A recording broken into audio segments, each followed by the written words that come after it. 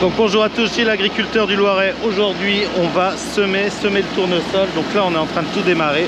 Alors première étape, on va remplir le semoir. Alors c'est un nouveau semoir, un Tempo de chez Waderstadt.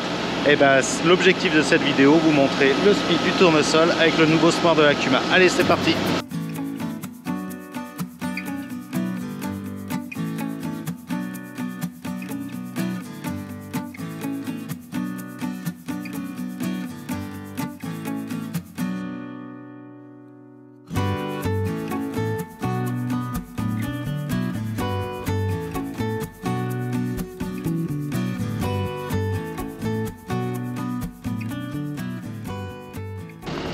Donc là on finit de remplir le semoir, donc on a mis dans l'élément le tournesol. Là on met un petit peu d'anti-limaces derrière. Pourquoi? Parce qu'on est en semi direct et le tournesol, les limaces adorent. Donc là il y en avait quelques-unes. L'objectif c'est juste de mettre 3 kg dans la ligne de semis pour assurer le semis. Donc là tout va être prêt.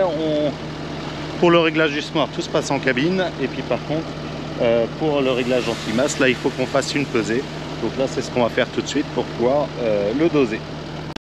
Donc là, ce semis, c'est un semis de tournesol dans le couvert de Févrole où on a fait un coup de strip-till. Vous pouvez voir la vidéo là juste avant. Et là, ça y est, on va démarrer par les fourrières. On va faire tous les réglages et puis je vous reprends après pour vous montrer un peu ce nouveau matériel qui est vraiment extra. Bon, regardons un petit peu ce que ça donne. On va essayer de trouver une semence. Donc on a de la fraîcheur, on voit l'anti-limace déjà. Donc ça, c'est plutôt une bonne chose.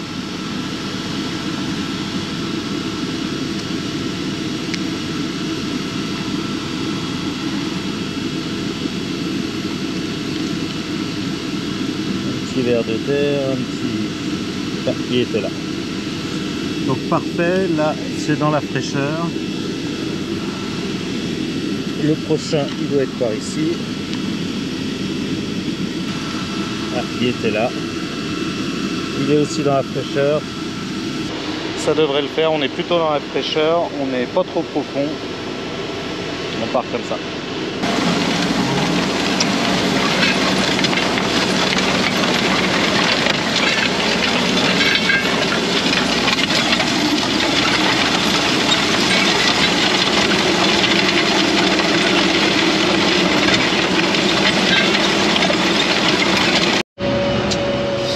Bon, là je suis en train de semer, Samuel est parti manger, je le remplace pendant midi. Et il a fait la 4,5 hectares ce matin, donc toutes les fourrières, et on a attaqué les rayages. Et ça se passe plutôt bien. C'est un vrai régal ce soir, parce que là on avance à 7,5. On est en tournesol, donc il y a pas mal de cailloux, donc on ne veut pas aller non plus trop vite. En maïs, lorsqu'il n'y a pas de cailloux, on arrive à aller à 9-10 km/h sans problème, des fois même un peu plus vite. C'est vraiment un sport qui va bien, qui va assez vite. Alors il a une particularité, c'est que au lieu d'aspirer les graines au trou, en fait ça les plaque. Et donc après c'est l'air qui va emmener la descente de la graine jusqu'au bout. Et ça fonctionne plutôt bien et ça permet d'avoir une bonne descente de la graine. Et donc on peut aller beaucoup plus vite parce que ça accompagne bien la graine. Donc là, les semis se passent bien, on est bien dans le frais, ça fonctionne vraiment très bien, donc je suis très content. Alors là, on arrive en bout de parcelle. C'est le premier tour que je fais. Hop, il coupe automatiquement. On relève le semoir tranquillement. On va se repositionner, donc là ça l'arrête. Et là vous allez voir que ça va être un passage de traitement. On va jalonner, donc c'est concrètement on va arrêter 2 rangs pour que le passage de traitement, on n'écrase pas 2 rangs de tournesol, autant les... Hop, c'est ici.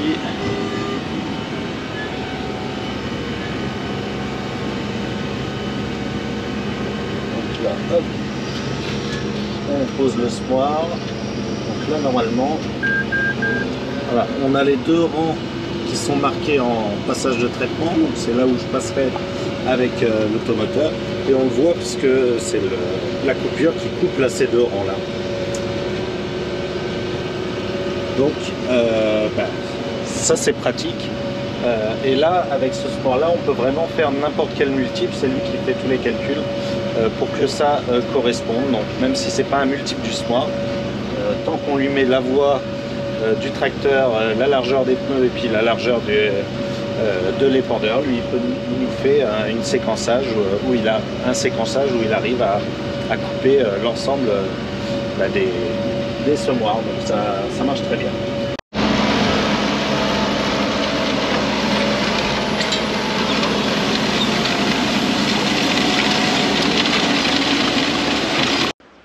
Bon bah on n'a pas encore fini de semer les tournesols que j'ai déjà mis les protections pour les oiseaux. Pourquoi? Parce que tout à l'heure il y avait plus d'une cinquantaine de corbeaux qui étaient déjà arrivés. Donc il y en a un là, il y en a un là, ça va faire un petit peu de bruit. Là depuis que j'ai mis le premier, ils ont plus l'air d'être là. Alors le problème c'est que avec les févroles et avec un petit peu le relief, voilà ça fait... ils peuvent se cacher et on a vite fait de ne pas les voir et qui se cachent là derrière. Donc bon, on va voir ce que ça va donner, mais les corbeaux c'est vraiment un fléau pour le tournesol parce que ils ont un tel odorat, les corbeaux, qui vont venir piocher et aller chercher la graine alors que nous on a des fois du mal à la trouver à la main. Eux ils vont le chercher et ils prennent que la graine au milieu de la terre et ils mangent. Ils sont très doués les corbeaux. Bon allez, on va le laisser péter une première fois pour voir si ça marche. Et puis je vais revoir Samuel ce que ça donne dans le semis. Donc là on est en train de faire quelque chose d'un petit peu particulier. On est en train de faire des essais. On vide à chaque fois le semoir. Alors ça se vide très très bien. Il suffit ici d'ouvrir cette petite languette. On déverrouille là. On met notre sac en dessous et on ouvre cette petite trappe. Ça glisse dans le sac. Une ou deux fois dessus.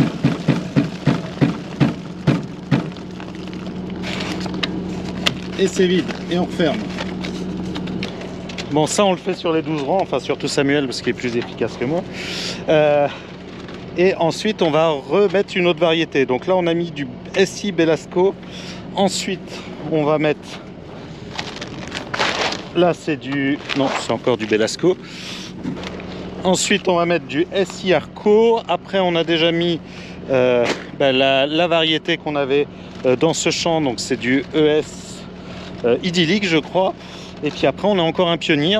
Et comme ça on va mettre 5 variétés, donc 3 de Syngenta, une de Pionnier, une de ES. Donc après l'objectif ça est d'avoir une partie en speed direct, donc comme ici. On va faire nos 5 variétés en speed direct l'un à côté de l'autre. On a passé le passage de traitement pour pas qu'il y ait de biais. Et puis le retour, les 5 variétés avec le strip till. Comme ça, ça va nous permettre à la moisson de comparer les rendements et de voir quelle variété a bien marché dans mes sols avec ces différentes techniques. Donc là, l'objectif de faire ces essais au niveau de l'exploitation, c'est de voir qu'est-ce qui marche moi dans mes terres à faible potentiel avec peu de réserve hydrique et voir ce que ça donne. Donc on s'embête un petit peu parce que là on a vidé 4 fois pour les 5 semences. Donc il faut tout vider, il faut remettre la nouvelle semence, mais c'est quand même intéressant parce qu'on aura un résultat à la fin de l'année. Je vous le mettrai bien sûr en vidéo, en espérant bien sûr avoir des beaux tournesols et que ça vaille le coup, quoi. Allez, on va remplir tout ça et puis voir ce que ça donne.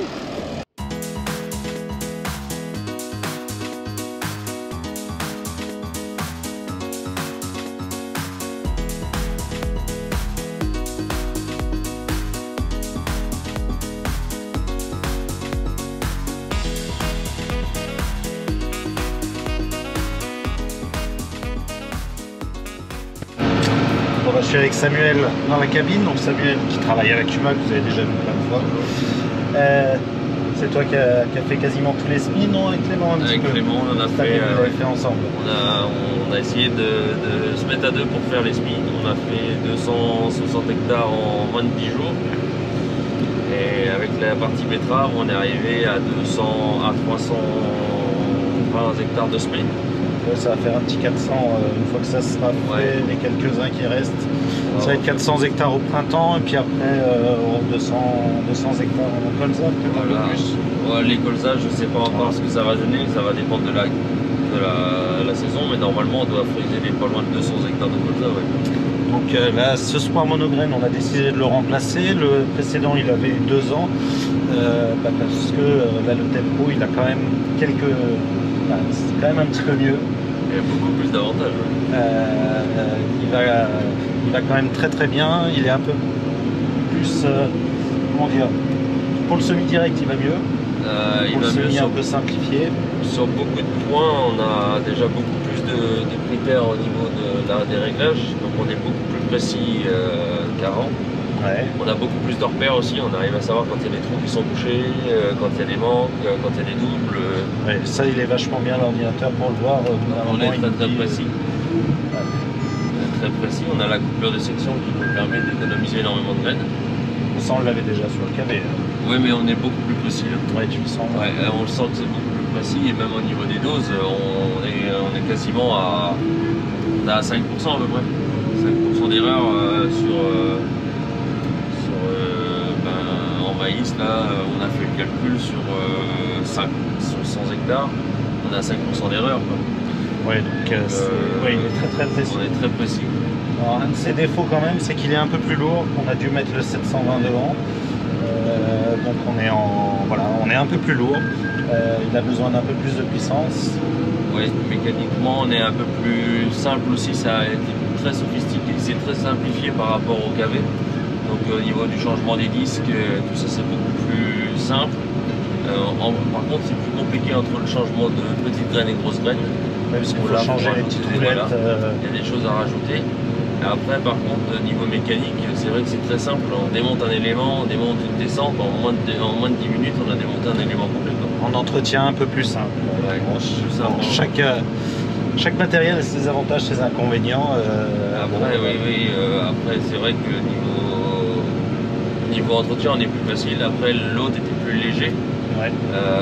On avait aussi quelques points qui étaient, du fait qu'il soit moins complexe, il était aussi plus facile à prendre en main. Ouais, c'est vrai que c'est bien la tablette, toute cette partie-là. C'est vrai que c'est pratique parce qu'on peut régler derrière, faire tout ça. Mais c'était plus facile sur l'autre. Ouais, l'autre était plus facile à mettre en route et c'était un... Mais bon, les deux ont leurs avantages et leurs inconvénients. Après celui-là, on a l'avantage de pouvoir rouler plus vite dans des terres où il n'y a pas trop de cailloux. Ouais. C'est vrai qu'on monte à... Ouais, dans les terres sans cailloux, tu es monté à plus de 10 km/h. On a fait une moyenne à 10 km/h sur la saison. 10 km/h sur une journée, on fait 40 hectares. Hein. Ouais. Donc, on a augmenté en début de chantier. Ouais, on a augmenté en début de chantier. Après, on va assez loin, donc ramener à la moyenne générale. Ça fait pas beaucoup. Mais non, dans l'ensemble, on a fait un bon choix. Alors là, ici, on met pas l'engrais, mais sinon, il y a la possibilité de mettre l'engrais. On a gardé la trémie KV d'ailleurs, qui va très bien. Elle va super bien. Et donc, bon, moi j'ai décidé de ne pas mettre d'engrais parce qu'avec les févroles, je pense que mon objectif c'était d'investir dans le couvert plutôt que d'investir dans l'engrais.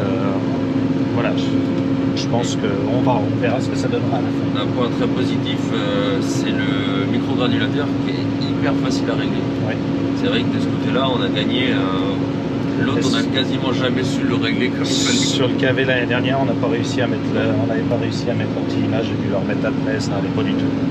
Que là, on peut mettre l'anti-limace avec, c'est parfait. Et puis on a une bonne régularité sur pas mal de choses. On a beau rouler vite, on a une bonne régularité de semis.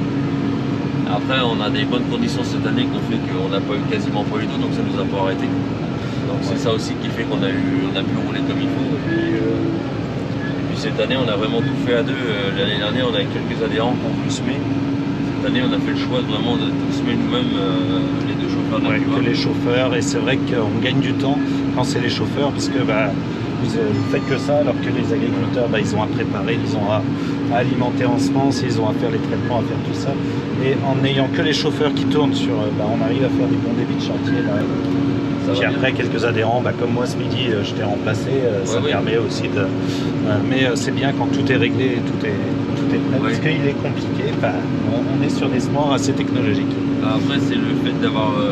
le smart est très très précis. Et après, c'est la coupure de section, plus les GPS, plus tout ça qui rajoute toujours de la difficulté. Ouais. Donc de plus en plus, mais c'est plus facile d'éviter de travailler après. Mais une fois que c'est parti, Une fois que c'est parti, c'est tout simple. c'est un régal à faire. Bon allez, j'espère que cette vidéo sur les semis de tournesol vous a plu, la présentation du nouveau semoir. Et puis moi je vous dis à samedi prochain pour une nouvelle vidéo. Bon allez, à bientôt.